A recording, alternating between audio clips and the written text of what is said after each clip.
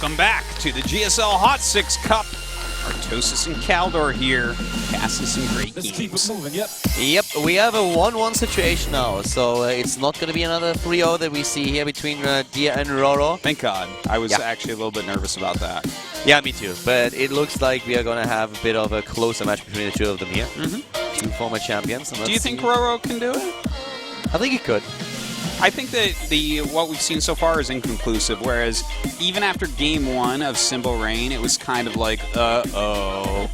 If you would ask me, like, if I had to bet my life on one of them, I would say Dia. Yes. But I can definitely see Ro8 take it. If he gets a little bit of momentum, if he wins it on Yonsu, for example, and has a 2-1 lead, then I feel he's going to take this. Do you think he can win on Yonsu, though? As I said, it's going to be really tough for him to pull it off in general. Dia has just really nice control in the last game. The opening messed with him, even though he shut the Zerglings down. Yeah. But it also showed that Ro8 is a bit ballsy here. Going for something like this when you're already down one game, that was a choice that a lot of people would have made. And it will keep Dia guessing. You know, if Deer does something completely normal, completely standard on that last map, and that Zergling Rush gets shut down, the game is over. And it's 2-0, and basically Ro8's going the way of Symbol. But you're right, you know, he took that advantage, he grasped it, and that's cool to see. Maybe he can ride that forward. I really hope he can. I think it's going to be a bit of a closer game here for sure. And I just love that we see different styles coming out of Ro8 here. And if he keeps that up, if he changes his strategy in the next few games and keeps Dia guessing, he can very well get a lead in the best of 5 series. And then the question is, how is Dia going to react to it? Game number 3 is going to come up right now. We have Yonsu as the next map. Dia and Ro8 are tied here at the HOT6ix CUP, and we are jumping into the game on Yonsu. It's the HOT6ix CUP at the GSL. Atos. How could you? I'm so used to it, dude. Top right of the map, we have our Protoss. So Dia. Tied with his opponent. Dia with a beautiful game number 1. Game number 2, a little bit shaken by his opponent's opening here. And he's, of course, up against a Zerg player. To the bottom left of the map, Samsung Galaxy. Samsung Galaxy Khan Ro8. A what? You know, Samsung Galaxy Khan. It was Samsung Khan first, and they had Samsung Galaxy. Now it's Samsung Galaxy Khan. It's just a rebranding. I guess that's what they want to push with. 2 times? Interesting. Yeah. How dare you? Oh my god. Wow. I love that picture of Bambi there. Yeah, the Bambi Spoiler picture alert, Bambi's mom dies. It's the saddest thing, I swear. How could you? Sorry if anyone that hasn't seen Bambi yet. It's a sad movie. Don't show it to your kids.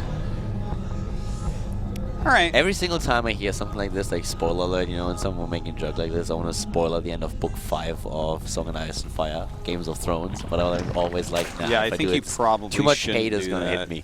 I think that would be really dangerous. I think if you did that, I would have to throw you off this balcony right now, and that would not be pretty. You know, just to see that, I'm tempted now. Alright. Well, guys, by the way, don't forget, we're having a big sale on GSL subscriptions. You know that your parents want GSL subscriptions for Christmas, so get them for them. I know you didn't go out on Black Friday because you're not a dummy. It's the perfect time of the year. Do your internet shopping now. All right. So, it looks like a gateway expansion coming up here from Deer. Ro8, in the meantime, actually has gotten a rather quick gas, which against a gateway expansion is fine. You can get that quick speed. Ooh, 6 Zerglings right away as well. Okay. Well, you know what? He saw the Zealot coming out, so that makes sense as well.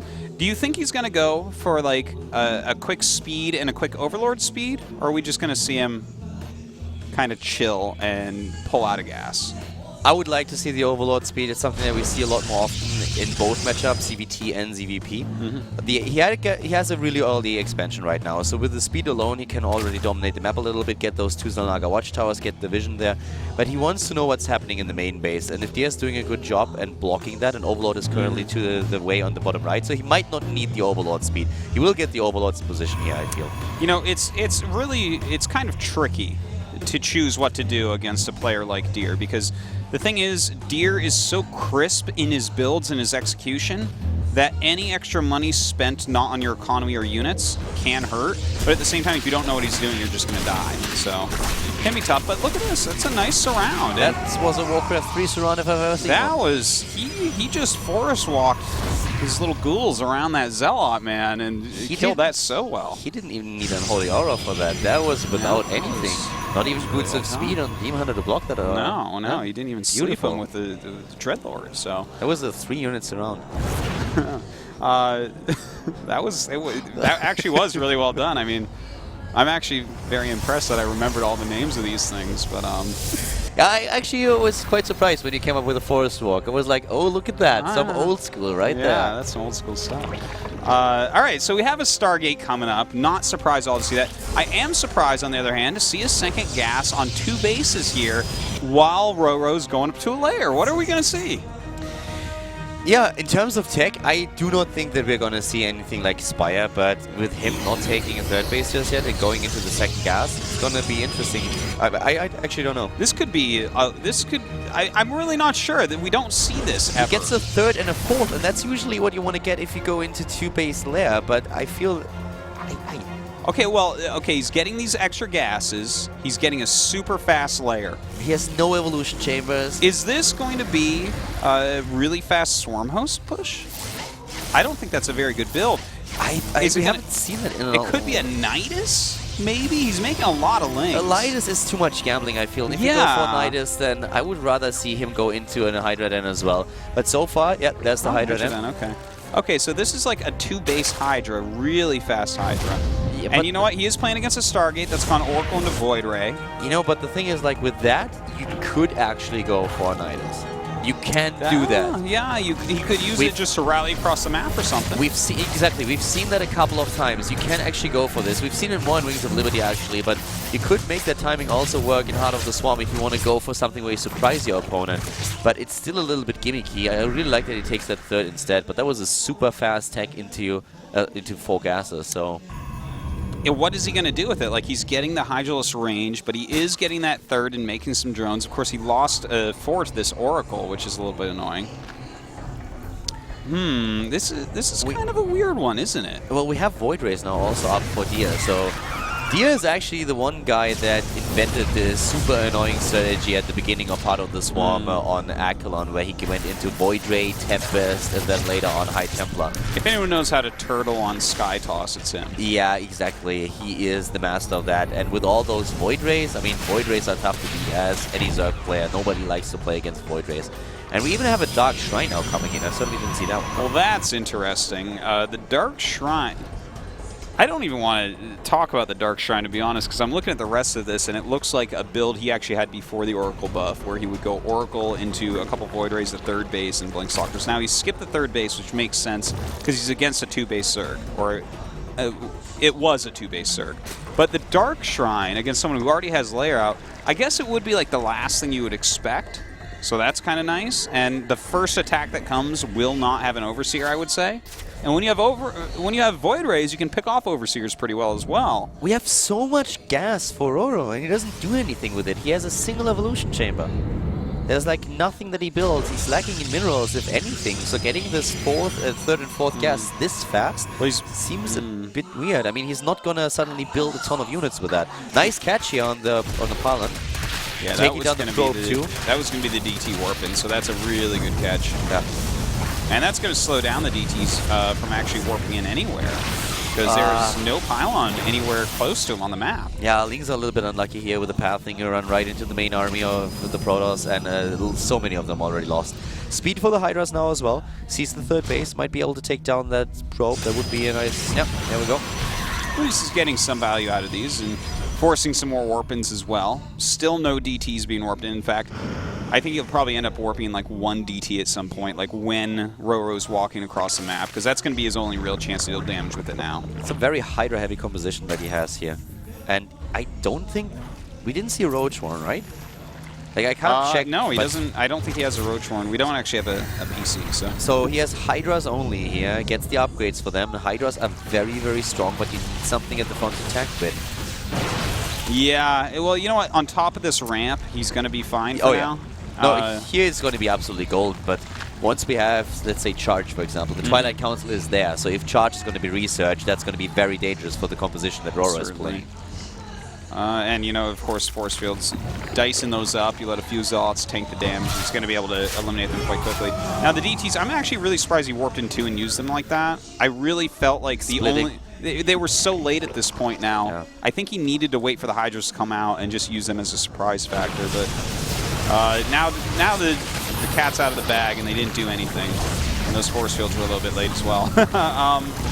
Yeah, bye-bye Spore Crawler, and that's a pretty nasty position right now. It's actually good for Ro that he went this heavy on the Hydralisk, because if not for that, that base would be doomed. If you can leave the Stalkers on the low ground and then just work with the Void Rays, move in every now and then. Here comes the charge upgrade. And so far we don't see anything else but Hydralisks for Ro. There's no other check.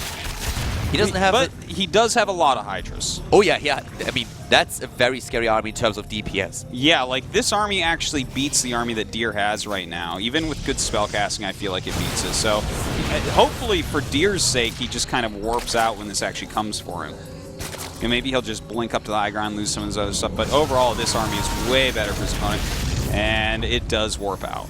And we have Storm started, and if Storm finishes, then it's going to be tough for Ro8 to make this work. So Ro8 at this point really wants to do damage. He wants to move out with this army, because as soon as there's area effect damage for the Protoss player, it falls off brutally. Well, there's no area effect damage right now, and that is a lot of Hydralisks coming up. Those Zealots going to be picked off in a matter of seconds. Kind of funny micro there, moving forward with some of his Hydras into the army of Deer. Deer throwing down some really fantastic force fields as well as a Nexus Cannon. The Nexus Cannon definitely doing work here, but he needs more force fields, and he puts it in once again. But now the sentries are gone, and you know, the first few force fields were not the best. He didn't really get the early ones that he wanted, and the Storm is done. And Ro8 is losing a lot, but he's not losing enough. Well, you know what? The DT's warping in may just provide a brief respite here for Deer. And in fact, he's going to save his Nexus because of them. And that's actually something we were talking about before. And yeah, so kind of a mistake there from Ro8. Here comes the warp into the main base. And from Ro8, it's weird because he saw the DTs and he had the Overseers. They were just not with the army. Yeah, that was actually just a big mistake there. If he had an Overseer with that army, that Nexus is dead right now. Deer was missing a few force fields on the ramp. He really didn't want to let this many Hydralisks on top of it. But without any detection, those DTs could really make up for the mistake that he made there. So that was really a good save. And with him having that third base and even harassing the Zerg player now in his own main, this is a pretty decent position. Storm is done. Charge is completed. Well, Deer is... I feel like he's grabbing defeat from the jaw... Grabbing victory from the jaws of defeat, there something like that? Whatever. Oh, God. I haven't commentated in like a month. But, no, this is... I feel really bad for Ro8 because he actually set himself up for a victory here. I feel like this was not Deer's best game, but... At this point, he's falling off. Like, the time where Ro8 was really strong is gone. Now his composition doesn't scale very well. That's true. He's a man on just Hydras, and he's playing, as you were saying, Kaldor, he doesn't really have anything to tank against these charged Zealots. Yeah.